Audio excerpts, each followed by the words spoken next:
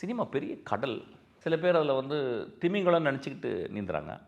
நான் ஒரு சின்ன குட்டி மீனாக அப்படியே நீந்திக்கிட்டே இருக்கேன். அதாவது அதுக்கு மெயின் காரணம் எனக்கு இன்னும் ஆச்சரியம் வந்துக்கிட்டே இருக்குது. சினிமா வந்து இவ்வளோ பெருசு, இவ்வளோ அழகு. Every moment I should. நான் இன்னும் தூங்குறதை கம்மி பண்ணிகிட்டே இருக்கேன். 5 ஹவர் தூங்கினேன், இப்போ 3 ஹவர் தூங்கிட்டு இருக்கேன். 2 ஹவர் தான் வரும், 2 ஹவர் போதும்னு நினைக்கிறேன் இனிமேல். சார் மென்டலி அது அஃபெக்ட் ஆகாது?